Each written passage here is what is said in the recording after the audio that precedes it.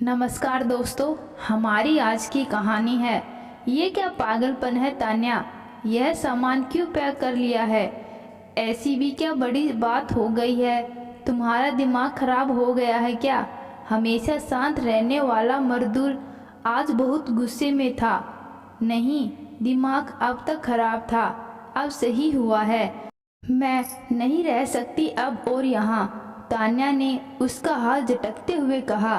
पागल मत बनो तान्या, हमारा 2 साल का बच्चा है, उसका तो सोचो। उसी का सोच रही हूँ, इसलिए अब नहीं, बस बहुत हुआ। तान्या दरवाजे की तरफ बढ़ी तो मर्दुल का गुस्सा एकदम जाग की तरह बैठ गया। अच्छा, मुझसे बस बात कर लो, फिर तुम जो कहोगी वैसे ही होगा। अब क्या बात करना है? हजारों बार तो हो चुकी। तुम्हें अपने परिवार के खिलाफ कुछ सुनना नहीं, न मुझे कुछ कहना है। ये मत बोलो इसी परिवार के खिलाफ जाकर मैंने तुम्हें अपनाया था। ओह, अपनाया था, बड़ा एहसान किया प्रभु मुझ शीला बनी अहिला का उद्धार करके। तुम्हारी प्रॉब्लम क्या है तान्या? प्रॉब्लम सच में नहीं दिख रही, अंधे हो। सोते हुए को जगाया जा सकता है, सोने की एक्टिंग करने वालों को नहीं। रहने दो मर्दुल, तुमसे न हो पाएगा। I am sorry Tanya, please मुझसे बात करो, बस एक बार। तान्या सोफे पर धंस गई, दोनों हाथों में सिर दिए हुए कुछ देर बैठी रही।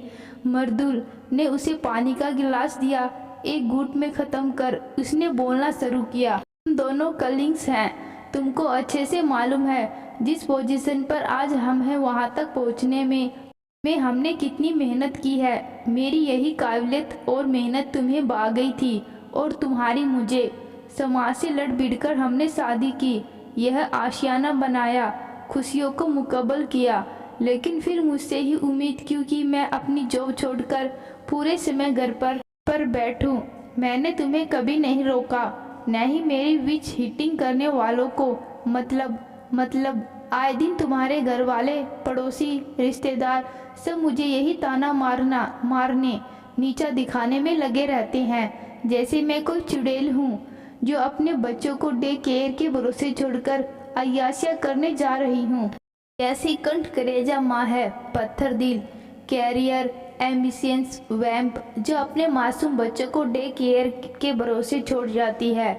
क्या ही करना है ऐसे पैसों का जो औलाद के लिए समय ही नहीं, पैदा ही क्यों किया फिर? सबसे पहले तो लड़की के जीवन में प्रोडक्टिव ईयर्स को रिप्रोडक्टिव ईयर समझा जाता है, जब पूरा स्टेमिना और गोल्डन ईरा होता है अपनी काबिलियत दिखाने का, कुछ बन पाने का। तब उनसे यही उम्मीद की जाती है कि वह खानदान को कुल दीपक दे, नहीं तो परिवार नामक संस्था तहस नहस हो जाएगी, समाज का विघटन हो जाएगा, परमाणु विस्फोट हो जाएगा, धरती फट जाएगी, आसमान झुक जाएगा।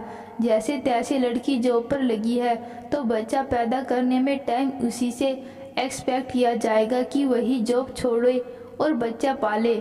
फिर उसी से एक्सपेक्ट किया जाएगा कि बच्चे के स्कूल शुरू करते ही वह एकदम तेज़ी से पेस पकड़ ले, सारी फालतू चर्बी फटाफट छाट ले, सिलम सुंदर हो जाए, अपडेट हो जाए, फिर से जॉब शुरू कर दे, नई तलाश ले जल्दी से। जैसे सब उसी के इंतजार में बैठे थे।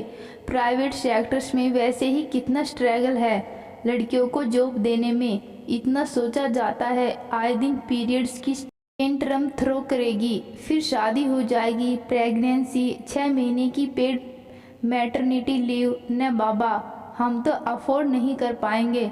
अगर बच्चा छोटा है तो आए दिन बीमार पड़ेगा, ये भागेगी छुट्टी लेकर, या फोकस से काम नहीं करेगी। ससुरालियों के नाटक अलग हैंडल करने होंगे। इसके बाद भी कोई लड़की टिकी है अपने दम पर तो कितने लेवल्स पर जूझ रही है, किसी को नहीं पड़ी। हम दोनों की कमाई से ही बैलेंस बना हुआ है। अकेले तुम पर आ गई तो घर, गाड़ी, ईएमआई कैसे भरोगे, सोचा है? घर में एक नेमर बढ़ जाने के बाद खर्च भी बढ़ा ही है ना। ऐसे में शुरू होती है अकेले अपने शारीरिक और मानसिक परेशानियों से जूझती। काम और बच्चे के बीच नट जैसे संतुलन साथी, नई माओं के बीच हीटिंग, अपने बच्चों से दूर रहना कितना स्ट्रेसफुल होता है। माँ समझ सकती है जॉब में कितनी physical, mental, emotional situation handle की हैं मैं ही जानती हूँ। ब्रेस्ट फीडिंग कराती हूँ तो सच में और विकट समस्या है हमारे यहाँ। वह इंफ्रास्ट्रक्चर ही नहीं है कि वर्किंग प्लेस पर बच्चे को साथ रखा जा सके। अब बताओ, तुम्हारी माँ, दीदी और भाभी की तरह सब छोड़कर घर बैठ जाऊं या तुम्हारे घर वालों के पास छोड़ दूं बच्चे को। 6 घंटे उसी डायपर में पड़ा रहा था। मानित, खेलने सब आ जाएंगे, पोटी कोई साफ नहीं करेगा। तुम्हारी माँ की जोड़ों का दर्द तभी जोर मारेगा। भाभी इतनी बिजी हो जाएगी कि देखने का टाइम नहीं मिलेगा। एक दिन रखने में इतना एहसान जता दिए, ऊपर से लापरवाही की शिकायत भी न कर सकते। ऐसे में अगर मैंने अपने बच्चे के लिए बेहतरी के लिए इतना अच्छा डे केयर चुन लिया है तो सब इतने हॉस्टलाइज क्यों हो गए हैं? अगर अभी कह दो जिसने कोख से जन्मा है वही जान सकती है ममता क्या है। भी सब ऐसे ही आक्रामक हो जाएंगे। तो किसी ने ऐसा काम चुना है जिसमें नन्हे मुन्ने की प्यार से सही देखभाल हो सके। तो प्रॉब्लम क्यों है लोगों को? डे केयर या क्रेंच कोई जेल नहीं है जहां बच्चा एक जगह पड़ा रहता है। उसकी बहुत केयर की जाती है, लेकिन पता है दिक्कत क्या है? केयर करने वालों को पैसा मिलता है इस काम का।